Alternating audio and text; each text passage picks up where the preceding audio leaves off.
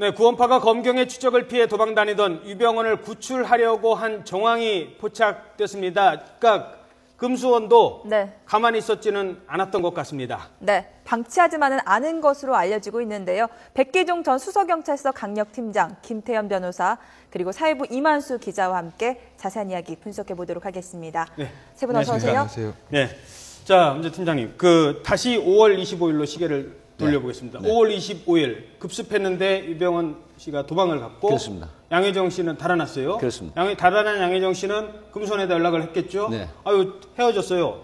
그래? 그럼 회장님 어디 갔어? 회장님 산속에 있는데요. 네. 그래, 그럼 일단 들어와 봐. 뭐 그렇게 됐다는 거 아닙니까? 네. 그리고 금수원은 금수원대로 다시 구출 작전에 나섰다. 네. 지금 이 얘기가 지금 제기가 된 것 같아요. 지금 금수원에서 뭐 이제 두 가지 얘기가 나오고 있습니다. 특명팀이 내려갔다는 얘기가 있고, 특명팀이라고 하는 거는 사실은 구원파의 어떤 문제점을 야기하는 걸 제거하는 팀이거든요. 예. 그리고 또 이제 또 다른 얘기는 구원파에서 구조팀이 내려갔다. 이런 얘기가 나오고 있는데, 실질적으로 움직임을 보면 구원파에서 유병헌 회장을 구하러 내려가는 조짐은 아닌 걸로 그렇게 좀 판단하고 있습니다. 네. 그럼 어떤. 그러니까 지금 여기서 떠오르는 게 이제 차명 부동산 소유거든요. 예. 그래서 유병헌 회장이 체포 대물에서 지금까지 밝혀진 이외에 더 많은 구원파 소유의 차명 부동산이 다 압류될 가능성이 높거든요. 그래서 이런 의혹이 지금 오히려 유병헌 회장을 제거하는 방향으로 흐른 게 아닌가 하는 그런 분석이 많이 나오고 있는 게 사실입니다. 네. 그렇군요. 자, 이만수 기자, 구출작전 얘기가 나온 게 승합차 때문이었습니다. 이 승합차가 금수원에서 순천으로 이동할 정황이 포착됐다는 건데, 이 승합차의 주인이 헤마토센트릭 라이프 재단 이재욱 이사장인가요? 그 소유라고 하더라고요.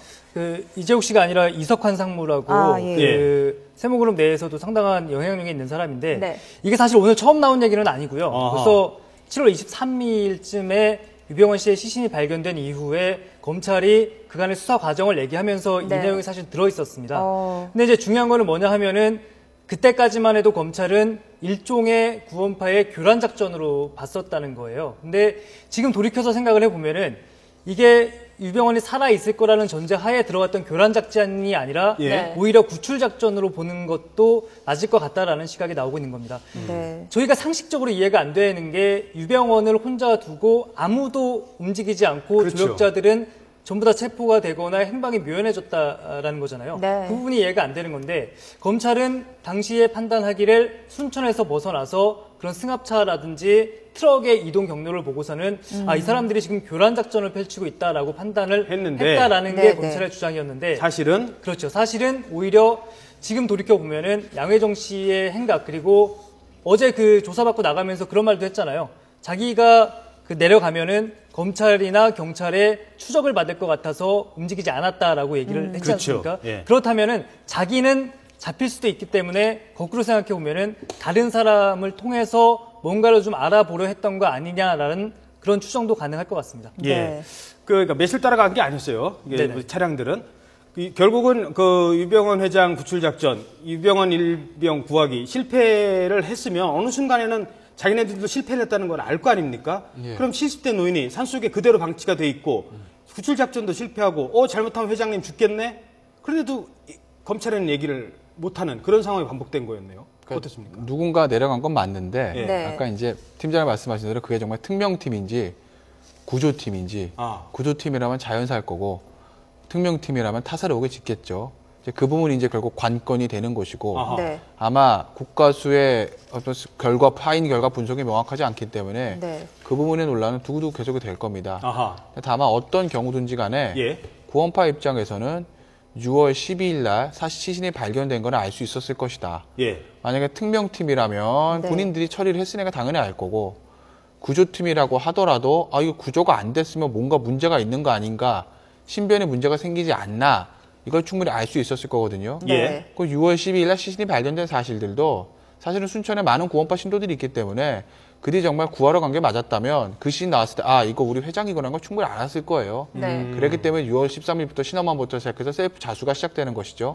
그 형의 셀프 체포도 있고 어떤 형태로든지 구원파는 5월 말쯤에는 유병헌의 신상, 그것이 타살이든 자연사든 충분히 알 수 있었다고 보입니다. 뭔가 이상이 분명히 있다. 연락도 안 되고 산속에 그냥 그대로 다만 구원파 입장에서 알았다고 해도 타살이라면 당연히 말을 못할 것이고 자연사가 하더라도 만약에 검찰에 거기다 그 얘기를 하게 되면 뭔가 자기들이 유병헌의 어떤 도피 행각에 직접적 연관이 있다는 걸 자인하는 꼴이기 때문에 그 부분도 언급하기를 좀 쉽지 않았을 거예요. 설사 구원파 입장에서 구하러 다녔더니 자연사된 시신이 발견됐다. 그 매실 농장 5월 말쯤. 그렇다 하더라도 그걸 어떻게 본인들이 가져와 수습하거나 검찰에 우리가 찾으러 갔는데 시체가 있네요. 이렇게 말하기는 쉽지 않았을 거예요. 네. 그렇군요. 자, 사라진 돈가방에 대한 얘기도 좀 나눠보겠습니다. 유병헌 죽음을 풀 중요한 단서가 될 수 있기 때문이죠. 30대 여비서 신모 씨는 분명 유병헌 회장이 김엄마와 운전기사로 알려진 양회정 씨에게 3억 원씩 줬다고 하는데 둘은 받은 적이 없다고 부인하고 있습니다. 3억씩 주면 6억인데 그 6억이 어디가 넘는 거네요? 네, 어떻게 봐야 됩니까? 지금 이제 이거를 소제목을 다루라고 하면 저는 죽은 자는 말이 없다 이렇게 말씀을 드릴 수 있겠습니다. 왜 그러냐면 신모 씨가 유병헌 회장과 숲속의 추억에 머물면서 직접 목격을 하고 들은 얘기거든요. 유병헌 회장의 생존 시. 그렇다고 하면 그 당시 과연 그 신윤아 씨가 그 사실을 검찰에서 거짓으로 얘기를 해서 득될 게 하나도 없습니다. 그렇네요. 그러니까 이게 지금 팩트가 분명함에도 불구하고 지금 여러 가지 정황으로 상당히 시나리오 각본에 의해서 자수를 한 걸로 봐서는 이 부분도 굉장히 부인을 해버리는 그런 상태거든요. 그래서 그 부인하는 건 역시 그 돈에 대한 어떤 그 착복하는 그런 마음도 있을 거로 생각을 되지만은 이거는 뭔가 뒤에서 또 다른 컨트롤 타워가 금손 내에 존재하기 때문에 이런 조율에 의해서 순서대로 자수하면서 그 부분도 다 부인을 해버리는 그런 경향이 있거든요. 그렇죠. 사실은 4번, 5번이 발견되고 최초 금수원에서 돈가방이 나갈 때 몇 개가 나갔는지 6번까지 있다는 얘기가 있는데 6번은 내버려 두고라도 4, 5번이 발견이 됐으면 1번, 2번, 3번은 그 속에 10억 원 내의 돈이 있다 이렇게 추정이 되고 많은 구원파 신도들에 의해서도 그게 지금 확인된 얘기거든요. 그렇기 때문에 이 돈에 대한 건 지금 양혜정 씨나 김엄마가 거짓으로 진술을 하고 있다 이렇게 볼 수 있습니다. 그렇죠.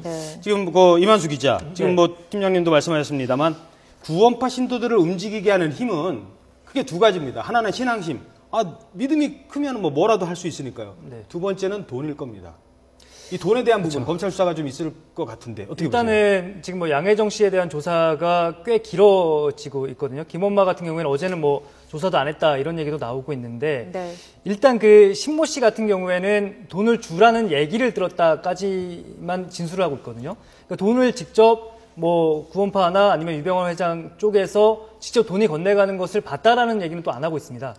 물론 그 팀장님께서 그런 쪽으로 진술하니까 저는 약간 반대편에서 해석을 해보자면은 사실은 이게 양회정 씨라든지 김엄마 등 유병헌을 최측근에서 알겠습니다. 잠시만요. 자, 지금 얘기 나누고 있는데요. 새정치민주연합이 그 재보궐선거 패배에 책임을 지고 대표가 물러나기로 했죠. 지금 김한길 대표가 기자회견을 여는 것 같습니다. 이 소식 전해드리면서 잠시 뒤에 다시 얘기 나누도록 하겠습니다. 함께 보겠습니다.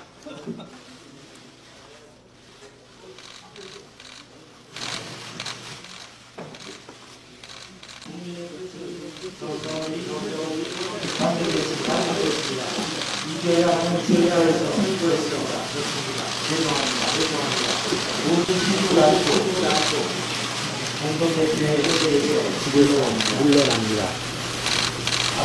앞으로는 대기 종군의 자세로서 새정치민주연합이 부단한 혁신을 감당함으로써 국민의 신뢰를 회복하는 데 작은 힘이나마 보태겠습니다. 고맙습니다.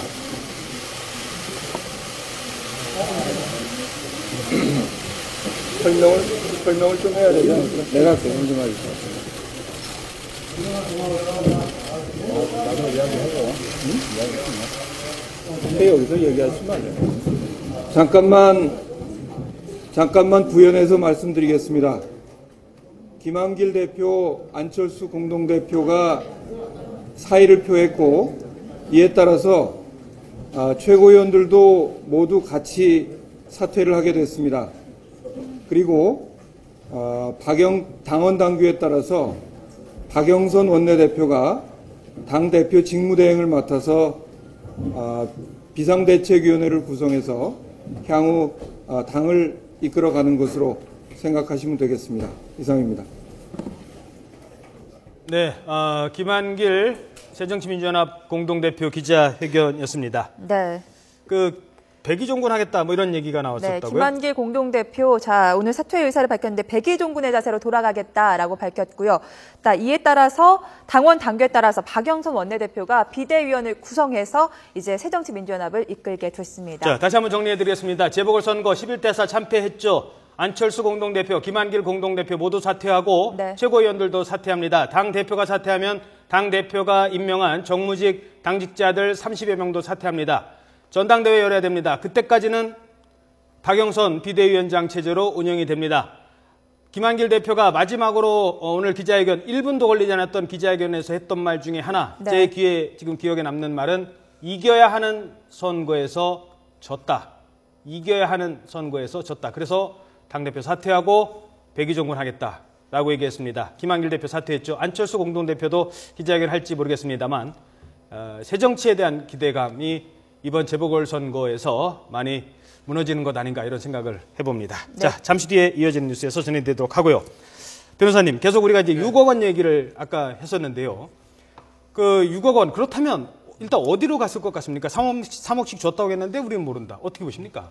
전 개인적으로 팀장님 말씀처럼 신여인 진술이 맞다고 봐요. 왜냐하면 이걸 보셔야 돼요. 그러니까 진술이 사실 이 수사가 왜 어렵냐면 사람들이 거짓말을 하게 되면 예. 가장 어려운 게 진술의 신빙성을 판단해야 되는데 네. 그거를 판단할 수 있는 물증이 없어요. 아하. 그리고 예를 들어서 진술의 신빙성을 판단할 때 반대쪽 사람이 있으면 가해자와 피해자, 예. 돈 준 사람과 받은 사람 그럼 말에 맞춰가면서 이제 신빙성을 따지는데 이건 그렇죠. 다 한쪽에 있는 사람들이거든요. 예. 네. 그러니까 진술이 쉽지가 않은 거죠. 김어머와 양혜정 진술 같은 경우에. 근데 유일하게 지금 6억 원 가지고 양쪽 진술이 갈리는 거거든요. 상대방 사이드가 있는 거죠. 예. 근데 김어머와 양혜정 진술은 그들이 이미 금수원에서 한 2달 동안 같이 있었을 수 있다고 볼 수가 있고 네. 더구나 김엄마가 풀려난 다음에 금수원으로 갔잖아요. 네. 양혜정 금수원에서 나왔단 말이죠. 분명히 두 사람 사이에 말에 맞췄을 가능성은 충분히 있다. 네. 하지만 신여인 같은 경우에는 어쨌든 5월 25일에 체포된 이후에 별장에서 체포됐잖아요. 네. 구속된 상태로 현재까지 있었기 때문에 이 모든 시나리오를 5월 초에 벤틀리를 타고 같이 유 회장과 내려올 때 이미 다 짜놓은 시나리오가 아니라면 갑자기 5월 25일 날 이게 돌방적인 상황이라면 신여인 혼자 물론 변호인 접견을 했을 수도 있겠지만 신여인 혼자 구치소 안에 앉아가지고 시나리오 만들기는 쉽지 않아요. 네네. 그렇다면 신여인의 말이 진실일 가능성이 확실히 더 높은 것이죠. 예, 알겠습니다. 자, 팀장님, 그거를 마지막으로 하나 시간은 없습니다만 네. 측근들 증언에 따르면 유병헌 씨는 70대 노인이기 때문에 하루에 네. 동서남북 70보씩 280걸음만 건다. 47에 28. 요거만 걷는다고 하고 평소에 승용차로 다 이동한다. 네. 그래서 죽었다고 한다면 네.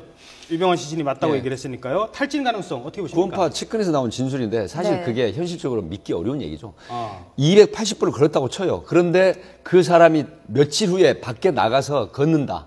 만약에 2km, 3km 걷는다 그래서 야간이나 주간이나 떠나서 그게 과연 탈진할 정도의 체력입니까? 평소에 본 내체력 향상 대회에 간 유병헌 회장의 체력을 한번 보십시오. 그렇지, 태권도 할 때 보세요. 그런데 그 사람이 280분만 걸었다? 좋아. 그걸 사실로 치자고요. 예. 그러면 그 사람이 밖에 나가서 2km, 3km를 걸었다 해서 과연 그게 탈진의 원인이 되겠느냐. 네. 너무 비상식적인 얘기죠. 그래서 결국은 지금 수사가 상당히 어떤 출구 전략 때문에 한편으로 목표를 정해놓고 몰아가고 있다는 느낌이 지울 수가 없어요. 그래서 사실은 지금 일반에서 제기되는 타살 의혹이 훨씬 높거든요. 예. 앞에 리얼미터 이택수 대표도 왔지만 근데 지금 원래는 78% 정도 나간 게 57% 정도 빠졌거든요. 예. 근데 그 부분이 왜 그러냐면 검찰에서 완벽한 명쾌한 의혹 해소를 못하고 있어요. 네. 많은 방송인 패널들이나 일반 국민들이 제기하는 의혹을 전혀 수사가 지금 안 되고 있다는 거죠. 아하.